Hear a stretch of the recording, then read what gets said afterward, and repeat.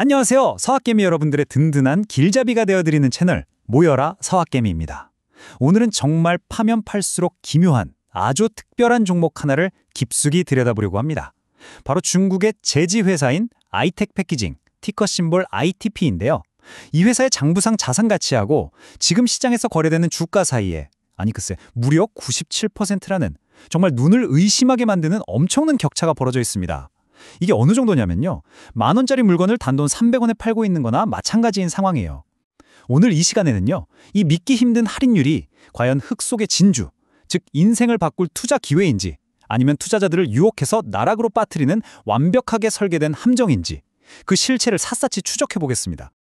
자, 바로 이 질문이 오늘 우리가 풀어야 할 거대한 수수께끼의 핵심입니다. 회계장부를 뜯어보면요. 이 회사 주식 한 주당 거의 9달러, 우리 돈으로 10,000원이 훌쩍 넘는 자산을 가지고 있다고 나와요. 그런데 시장의 평가는 어떻죠? 정말 냉혹하게 짝이 없습니다. 고작 28센트, 한 300원, 400원 정도에 불과한 소위 동전주로 거래되고 있거든요. 상식적으로는 도저히 이해하기 힘든 괴리죠. 도대체 무엇이 이런 극단적인 저평가를 만들어내고 있는 걸까요? 시장이 아직 발견하지 못한 숨겨진 잠재력이라도 있는 걸까요? 아니면 장부 뒤에 숨겨진 치명적인 위험을 시장은 이미 다 알고 있는 걸까요? 이게 그 유명한 가치 함정일지 아니면 진짜 초대박 가치주의일지 지금부터 그 단서를 하나씩 찾아보겠습니다. 지금 화면에 보이는 이 숫자 0.031 이게 바로 ITP의 현재 주가 순자산 비율 그러니까 PBR입니다.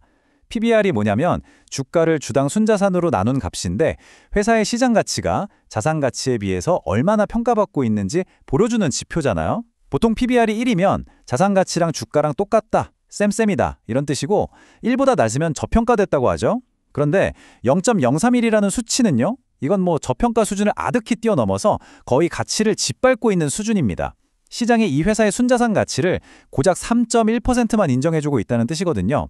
쉽게 말해서 지금 당장 회사를 문 닫고 모든 자산을 다 팔아서 빚을 갚으면 주주들한테 주당 9달러씩 돌아가는데 주식시장에서는 그 가치를 꼴랑 28센트로밖에 안 쳐준다는 겁니다. 이런 극단적인 수치는요. 진짜 전쟁이 나거나 파산 직전인 회사가 아니고서는 정말 보기 드문 케이스입니다. 자, 그럼 이 미스터리의 한가운데에 있는 회사 IT텍 패키징 도대체 어떤 기업인지 지금부터 그 속을 한번 제대로 들여다보겠습니다. IT텍 패키징, 앞으로는 그냥 ITP라고 부를게요. 1996년에 설립됐으니까 역사가 꽤 오래된 중국 제지회사입니다. 원래 이름은 오리엔트 페이퍼였는데 2018년에 지금 이름으로 바꿨다고 해요. 본사는 중국 수도 베이징을 둘러싸고 있는 허베이성에 있고요. 주로 중국 북부 지역에서 사업을 하고 있습니다. 좀 특이한 점은 중국 회사인데 중국이 아니라 미국 NYSE 아메리칸 시장에 상장되어 있다는 점이죠. 이런 기업들을 우리가 보통 중국계 미국 상장사라고 부르는데요. 시가총액이 아주 작은 마이크로캡, 즉 초소형주에 속하고요. 직원 수도 400명이 채 안 되는 그냥 전통적인 중소제조업체라고 생각하시면 딱 맞습니다. 그럼 이 회사가 뭘 만드냐? 살펴보면 우리 생활하고 아주 가까운 것들이에요. 온라인 쇼핑할 때 쓰는 택배 상자, 그 상자를 만드는 골판지 원지, 그리고 책이나 잡지 인쇄하는 데 쓰는 오프셋 인쇄용지가 주력 제품입니다.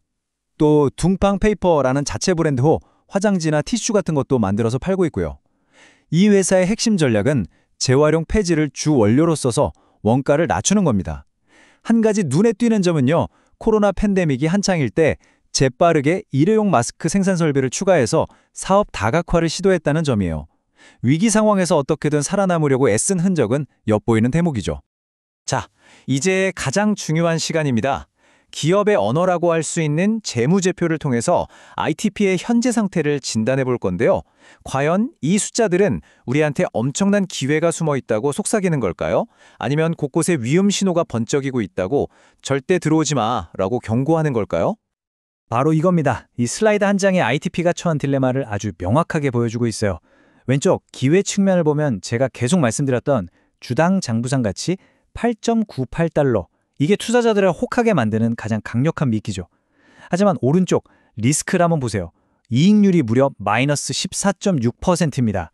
돈을 벌기는커녕 매출 100원당 14.6원씩 손해를 보고 있다는 끔찍한 뜻이죠. 그러니까 자산은 산더미처럼 쌓여 있는데 정작 그 자산을 굴려서 돈을 버는 능력에 아주 심각한 문제가 생겼다는 겁니다. 이런 상황을 두고 가치 함정의 전형적인 특징이라고 하죠.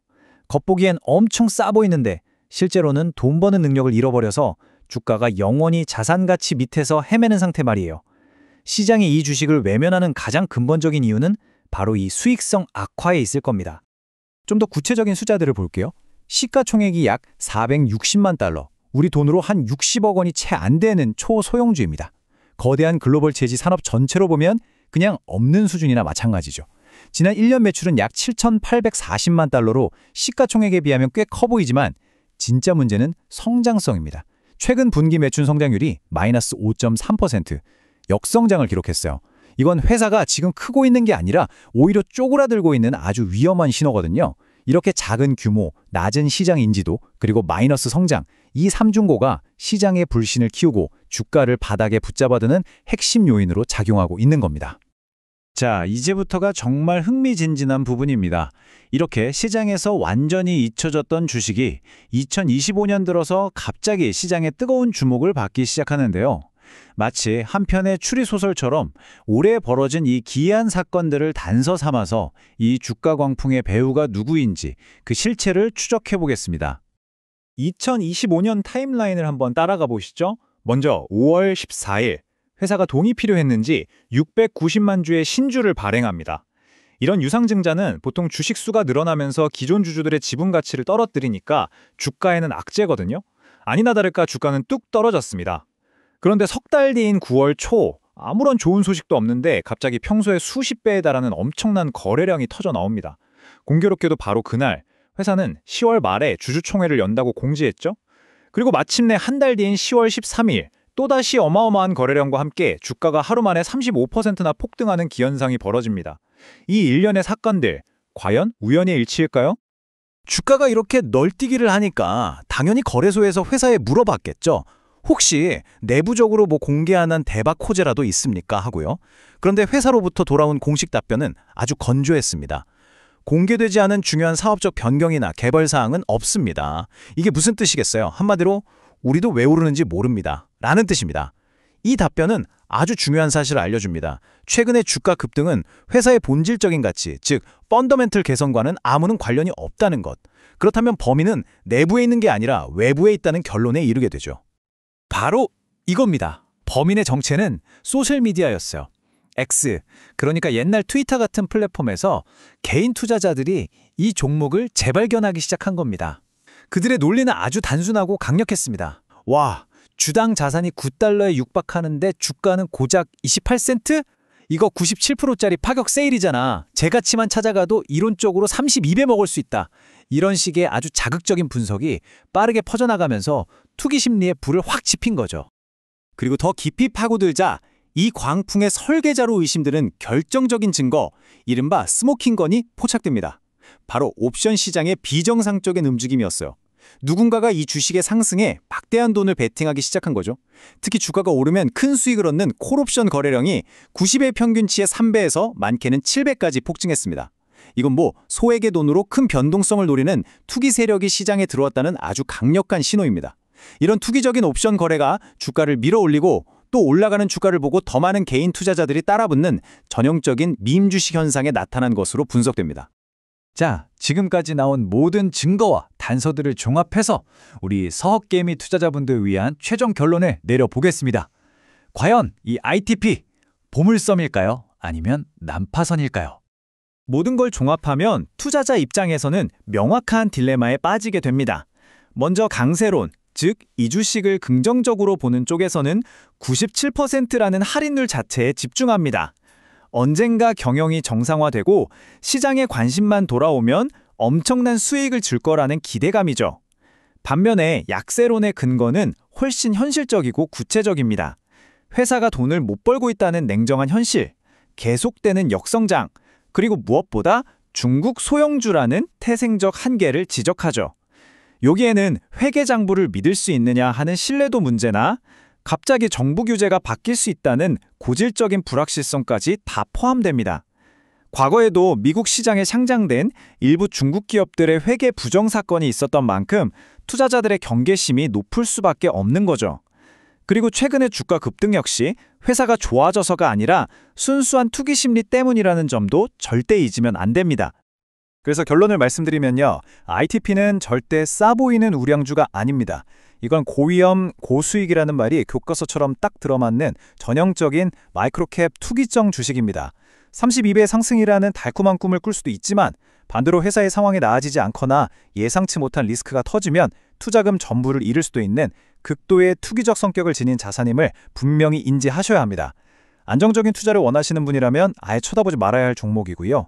높은 위험을 감수할 수 있는 투자자라 하더라도 정말 신중하게 접근해야 합니다. 따라서 제가 내릴 수 있는 유일하고도 가장 중요한 조언은 바로 이것입니다. Do your own research, 즉 DYOR. 반드시 스스로 더 깊이 공부하고 판단하시라는 겁니다. 이처럼 극단적인 저평가와 명확한 위험 요인이 공존하는 종목에 대해서는 그 어떤 전문가나 인플루언서의 말도 절대로 맹신해서는 안 됩니다. 회사가 발표하는 공시 자료를 직접 확인하고 산업 전망을 분석하고 무엇보다 내가 감당할 수 있는 손실의 크기가 어느 정도인지 정확히 파악한 후 본인만의 투자 원칙에 따라 결정하셔야 합니다. 오늘 분석은 여기까지입니다. 과연 이 97%라는 경이로운 할인율은 훗날 여러분의 투자 인생 최고의 선택으로 기록될 일생일대의 기회가 될까요? 아니면 순진한 투자자들을 유인한 뒤에 문을 닫아버릴 치명적인 함정의 경고 등일까요? 그 최종 판단은 이제 이 영상을 보시는 여러분 각자의 몫으로 남겨두겠습니다. 부디 현명하고 신중한 투자 결정 내리시길 진심으로 바랍니다. 오늘 내용이 도움이 되셨다면 구독 부탁드립니다.